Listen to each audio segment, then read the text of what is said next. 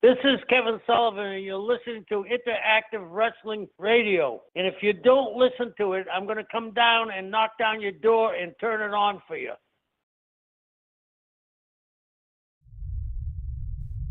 You're listening to Interactive Wrestling Radio, featuring the Interactive Interview, courtesy of WrestlingEpicenter.com.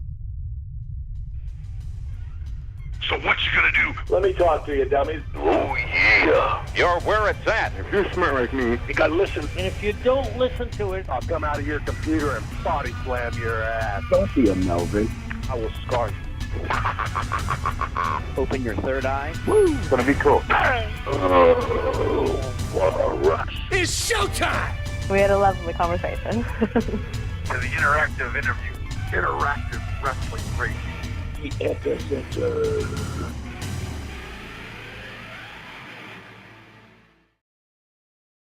Here we are, wrestling fans, ready, willing, and able to deliver another exclusive interview right here at the Wrestling Epicenter. My name is James Walsh, and you are listening to Interactive Wrestling Radio with our exclusive interactive interview with the one and only Taskmaster, Kevin Sullivan.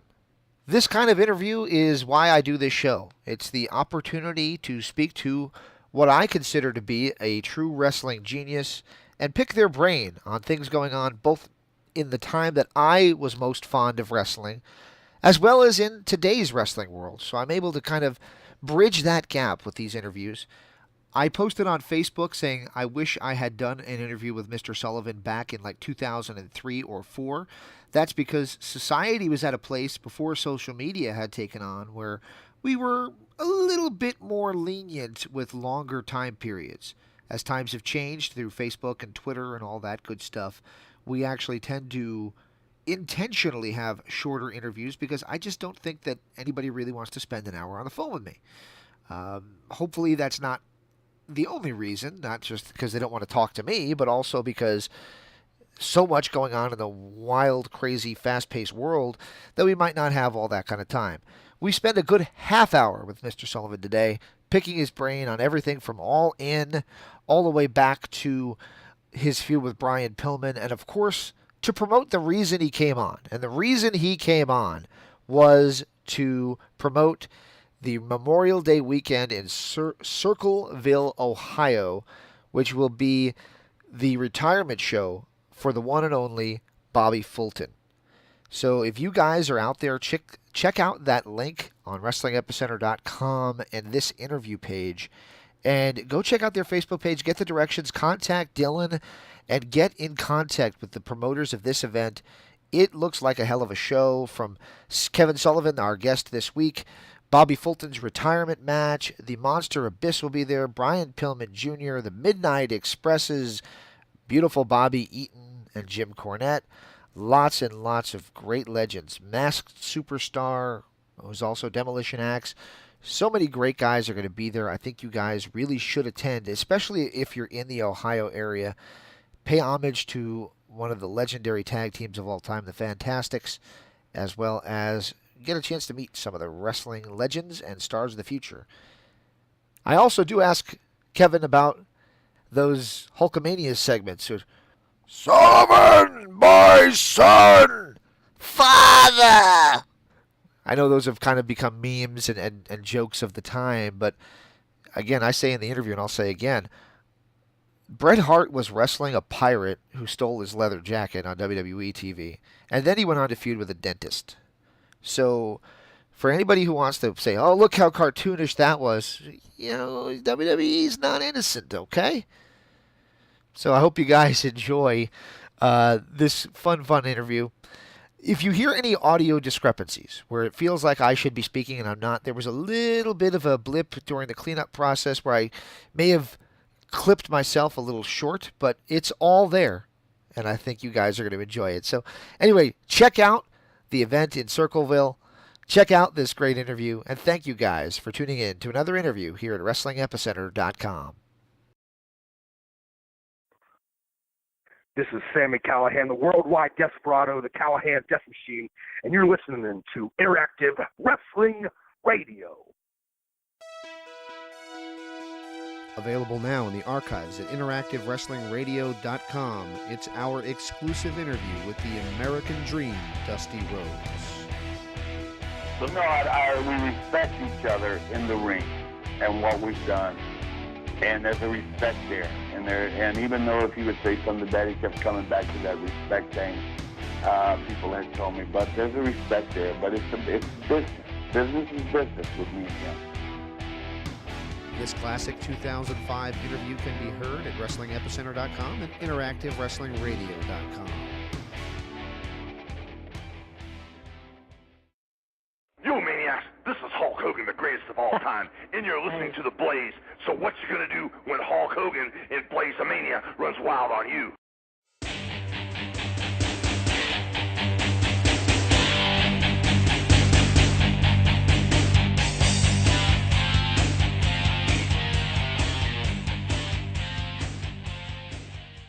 Welcome back to another edition of Interactive Wrestling Radio, right here on WrestlingEpicenter.com. On the Newsmaker line with us is a true legend, a legendary performer, a legendary booker, one of the great minds of professional wrestling. An honor to have on the show the Taskmaster, Kevin Sullivan. Mr. Sullivan, are you with us?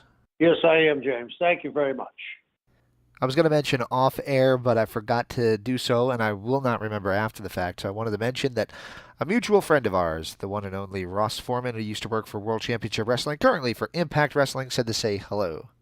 Oh, please tell him I'm happy for him that they used the Red Sox to win their World Series. The Cubs, I'm talking about, they were all Red Sox players. Lester, Blackie, Ross. So tell him we gave him a break. But the reason we're having you on the show is to promote the event that will be happening in Circleville, Ohio. It's going to be World Classic Wrestling, Big Time Wrestling, Memorial Day weekend, which will feature the retirement match of Bobby Fulton of the Fantastics. I wanted to get your take. What is the legacy that will be left by the Fantastics tag team, Bobby Fulton and the late Tommy Rogers? They were the most underrated and underappreciated team of all times. I mean, look at who they work with. The Midnight Express, the Road Warriors. I think they had a little thing with the Fantastics, too. They were very, very talented team. And Bobby was really basically not disparaging anybody, especially someone that's passed on, but Bobby was the captain of the team. Also appearing at that event will be the son of a gentleman you had a lot of experience with in World Championship Wrestling. In fact, you guys pushed the boundaries of that fourth wall in terms of what was real and what was a work, what was a shoot. Of course, I speak of Brian Pillman Jr., the son of the late, great Brian Pillman. Thoughts on Brian Pillman, the senior? We lost not just the great talent. We lost the guy that would have been the greatest booker of all times. He gave me and Terry Funk an idea one time. Terry and I looked at it with each other and said, wow, this kid's thinking outside the box. Do you remember when the Bengals went to the Super Bowl? Yep, the Bengals against Joe Montana and the San Francisco 49ers. Yeah. And that was when DiBartello sent the two hookers up to the receiver's room with crack, and the guy was smoking crack when they knocked the door down, right? He was in the bathroom.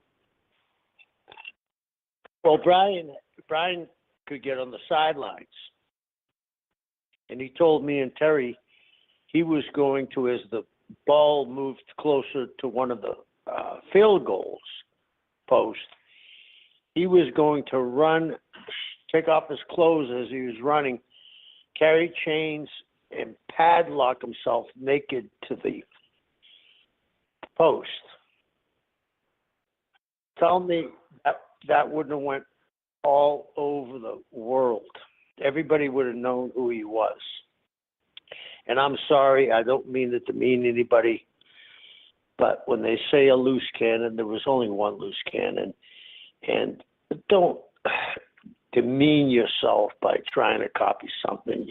Hey, there was only one Leonardo da Vinci. Don't try to be a loose cannon. I mean,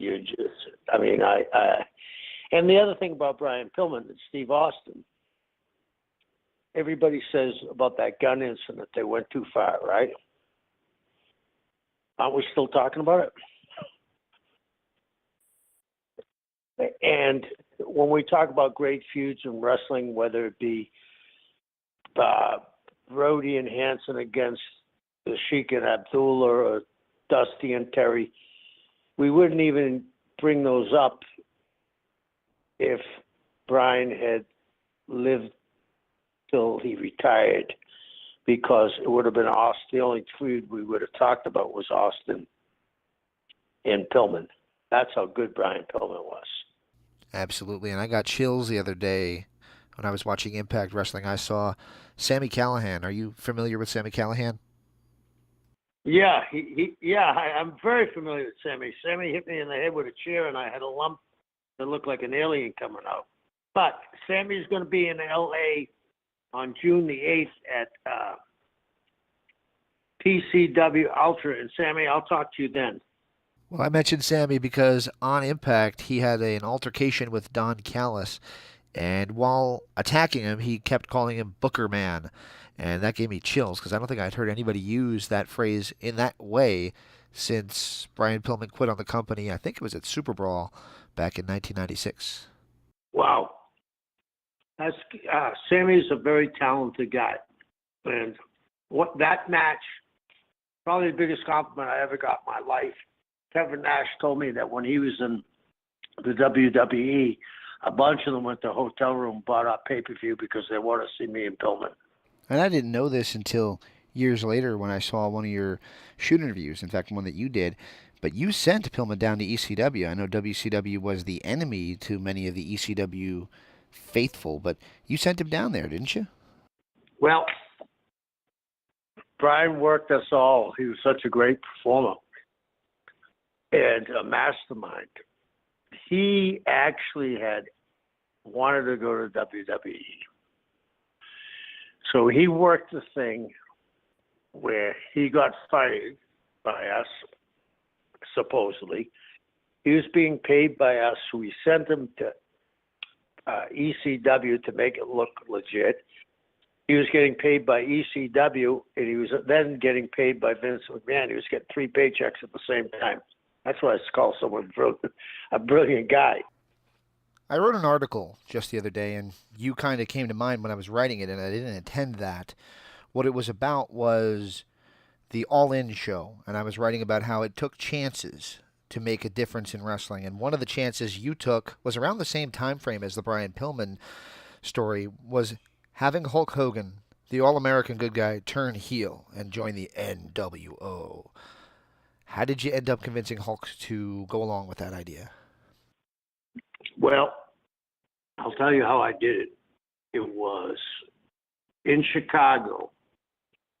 He came out, and Mean Gene saved the night because they booed him out of the building. That's when he was doing the darkness he thing. just He came out wearing all black, right? And Gene said, "This is a somber mood. You can hear the people." I went to him and I said, "There's no turning back now. We got to turn you." And everybody was against it. Everybody was in his ear. That night, before the event, he brought his agent to my house. Hulk stayed in my house that night. I drove him down the street to the event as the show had started. I was going to make sure no one touched him and got to him. And then the rest is history. And I've often argued, especially to WWE fans, that without the nWo, without Hogan turning heel, there is no Attitude Era. Absolutely. They were the catalyst. But here's the funny thing. You usually can, in wrestling, after a generation or two, you can usually bring the same angle back. But you can't today because of the internet. And you can't, you know how I said about Brian Pillman, be a Leonardo da Vinci. You can't ever top those guys. But, and we'll talk about it later, like you said, but the Bullet Club comes damn close, but they are making the same mistakes that they made with the nWo. How many guys are in the Bullet Club now? 122? And here's the thing. I love history. I think I'm a historian, half-ass historian. We don't learn anything from history. We continue to make the same mistakes. What happened to the nWo? The nWo, in my mind, should have been Eric Bischoff, Hogan, Nash, Six-Pac, and Scott Hall, and that's it. And maybe you could have taken Randy, but that would have been it. Once you start throwing T-shirts on people and think they're going to be over, you've made a big mistake.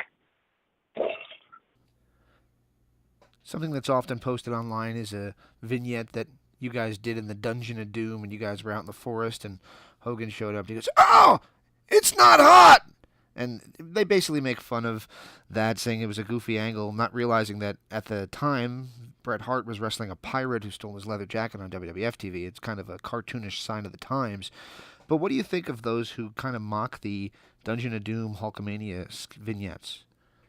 Well, the thing is, that was not my character-driven, usual person. Look at who I had. I was using guys that Hogan was comfortable with. I was using the cartoon characters that he had worked with. I was doing this so he would be comfortable with me and trusted me, because in my mind, when I saw him come in, I knew he wasn't going to draw money as a babyface. But you got to realize, I'm going to go ask Hulk Hogan, who revolutionized the wrestling business, to turn heel and give up all his merchandise, all his extra activity that he was making money on. Who am I? So I better make him comfortable, because he's bringing in guys that are his friends. So why don't I lump them together rather than put them in every other segment? You know, I mean, there was Tenta, Brutus. I could go on down the line, right? Isn't it better to lump them all in one segment and get it over with and make him? Wouldn't it be? I mean, you could go to a doctor's office and get a shot in your ass, and oh my God, that hurt. Or you could go to the doctor and get 7 shots in 2 minutes, which is better to get it over with. But it was also designed to this was strategically designed to get him comfortable with me and trust me. Well, I appreciate your honesty with all these questions. I really enjoy when I have on a booker who was involved in some of my favorite times in wrestling, where I get to ask them questions about it and what went into the thought process of it. So thank you again for being so honest with us. You're welcome. A show I look forward to watching every week is Ring of Honor. It has a little bit of that old school feel mixed with the new school physicality. You were a part of that show with the Steve Corino, BJ Whitmer angle. Thoughts on ROH and how they operate? How they're operating or their talent? Well, how about both? Let me tell you about the talent. I've seen them all in my 40 years. Jay Lethal and Jay Briscoe matches are as good as Funk and Briscoe, Flair and Steamboat. They're just superb, okay? I mean, these are guys are great performers. They got some nice young talent there too. Dalton Castle is a special talent. They get Cody there, special talent. They get influx of New Japan, right? They're on 171 stations. No, let me rephrase that. Sinclair owns 171 stations. They own the biggest station in Seattle, and I get the Seattle TV because I'm in the islands. They own Channel 5, the number one, like I said, channel in the market. Ring of Honor is not on Seattle TV. On their other markets, there may be on a Thursday or Friday or Saturday. There is no continuity. You know what I mean? Like at 8 o'clock on Sinclair Broadcasting, there's Ring of Honor on Friday or Saturday or Sunday. Now it's all spread out. And now here's the kicker. Do you know those guys that are booking the company for them don't know what the ratings are? If you and I, they're not allowed to see them.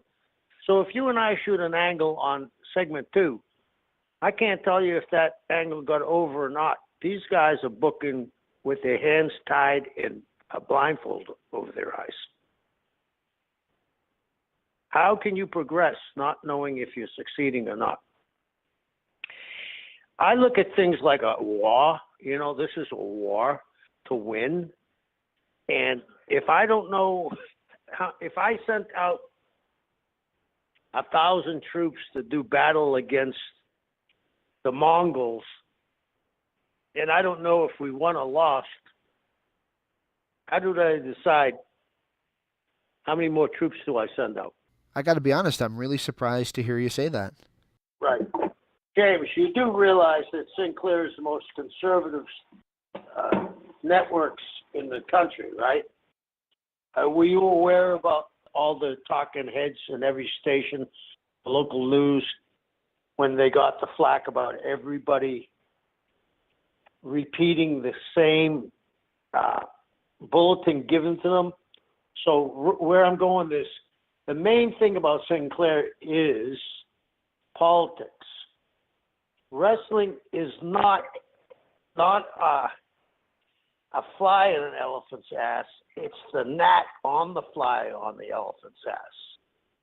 I don't know how you can expect these guys that are doing the writing to not know whether they're succeeding or not. That tells me they really don't care, meaning Sinclair, what the ratings are. They just need to fill an hour segment or a 2-hour segment. And I'll give you why. And I think this is the definite proof.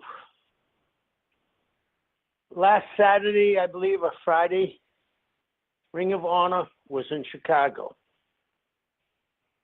with Cody and all the boys, right? They drew 1,600 people. On Sunday, All In drew 11,000 people in 29 minutes and 31 seconds. What's wrong? What's wrong with this picture? Because people look at Ring of Honor and think it's uncool. Kind of a whirlwind opinion, considering a lot of the people that I have on, especially from Ring of Honor, they tout that they just had their biggest house ever at the WrestleMania weekend show, the Supercard of Honor. Yeah, but you can't even think, oh, they drew 6,000 people. You have 100,000 people have come in for the vacation from Canada, Germany, Japan, Australia, Ireland. What are you going to do if you're a wrestling fan? Of course you're going to go to the show. What are you going to do? I mean, they haven't drawn. I mean, people that say, oh, they drew 6,000 people. Are you kidding me? What else would a wrestling fan do? A lot of people were very excited to see that All In did sell out in such a short amount of time, but you don't really know what's going to happen at the show yet. We don't even really know if it's going to air anywhere. Why do you think it's going to, or it is, already a certified sellout? Well, you're going to get to see Penta. 0, right? You're going to see Rey Mysterio.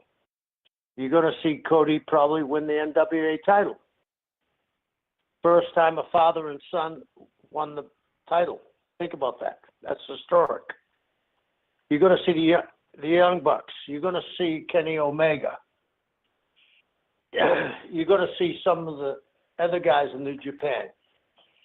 But they got a storyline. It's us against them. It's the underdog. There is no storyline in Ring of Honor. And I'm not putting anybody over. But when Steve Corino, that was Steve Corino's idea, right? We couldn't follow that great wrestling, but he gave a storyline that actually, I'm not going to say it was over, but at least people were following it a little. I mean, wrestling is a circus.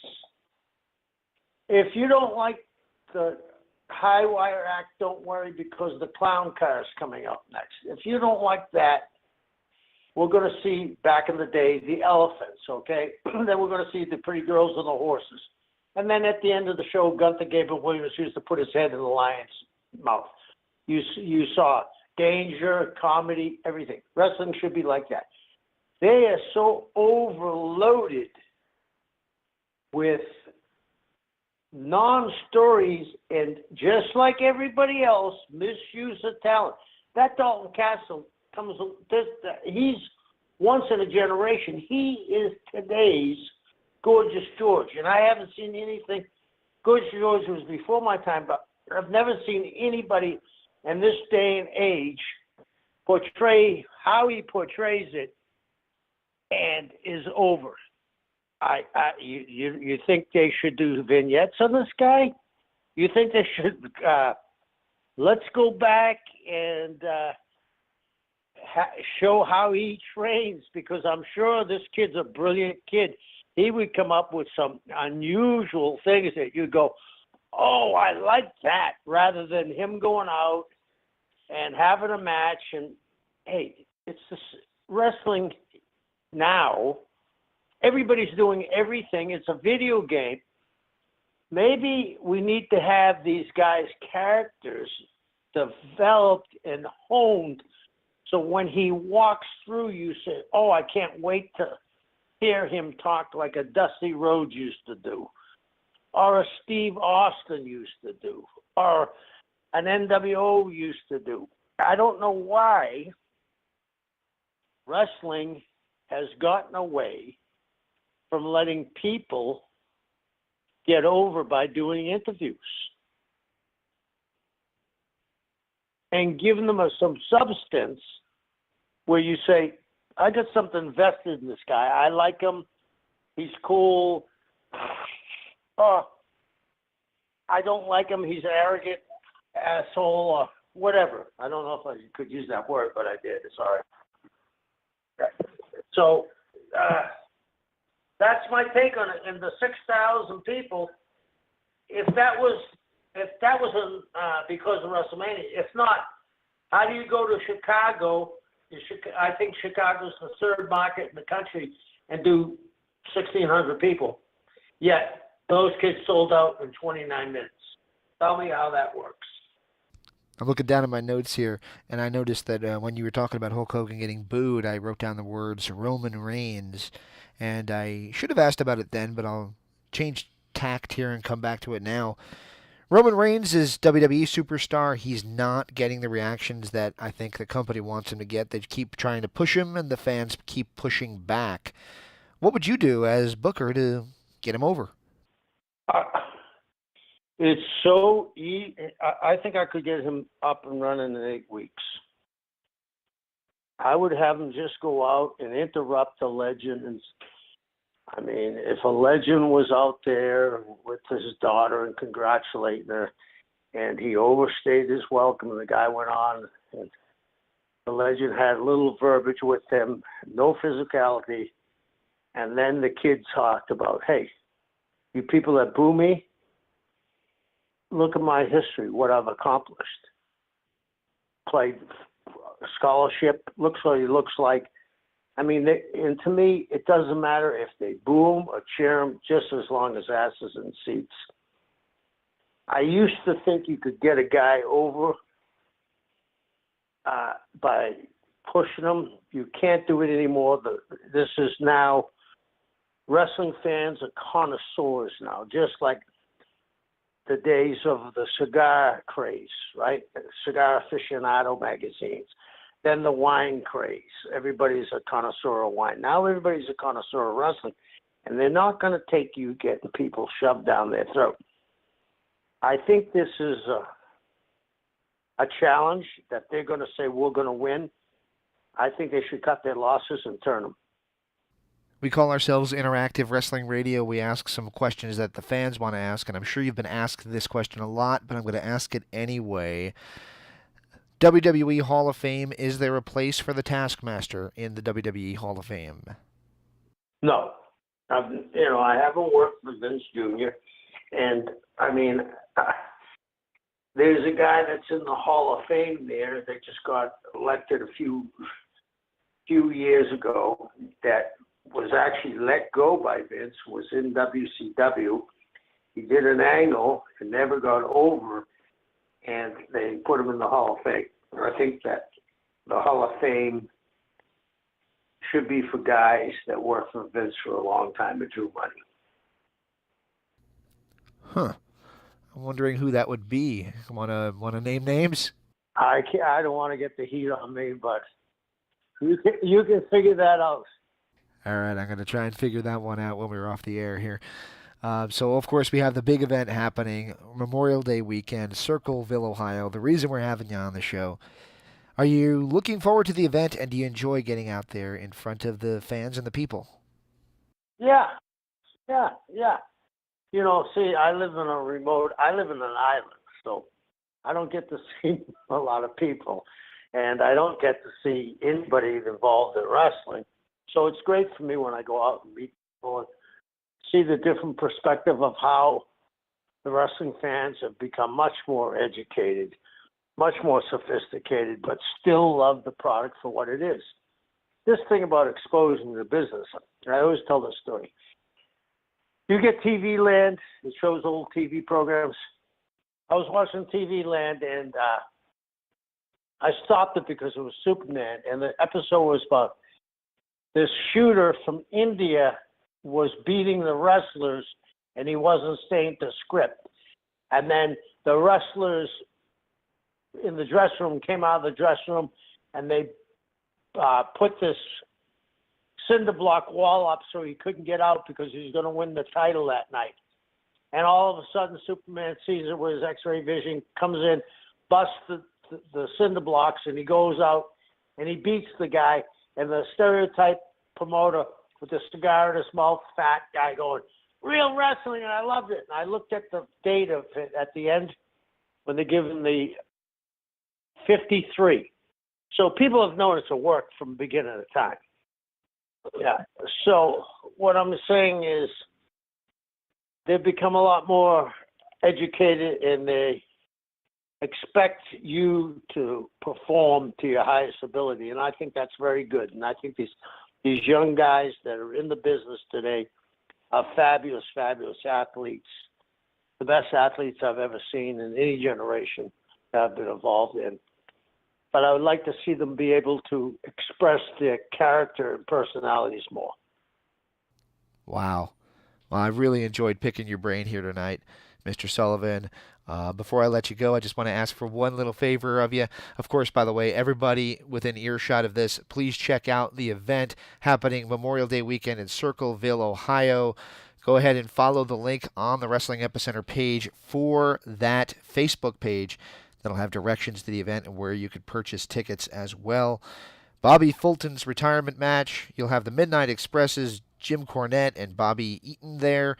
The Monster Abyss from Impact Wrestling will be there, and of course yourself, and so many other legends are going to be there as well. Brian Pillman Jr., even the Young Bucks are there too. The young guys, I should say, not the Young Bucks themselves.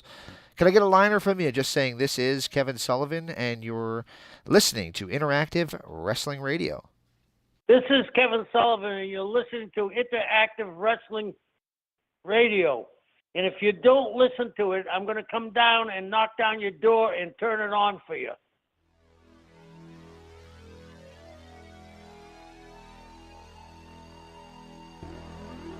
This is the Wrestling Epicenter.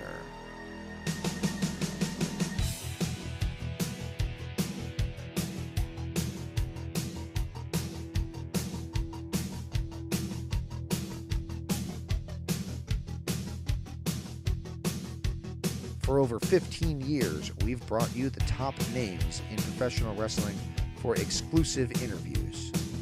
everybody you see here has been interviewed by our site. But we're more than just interviews. So be sure and check out WrestlingEpicenter.com for news, results, information, and of course our store.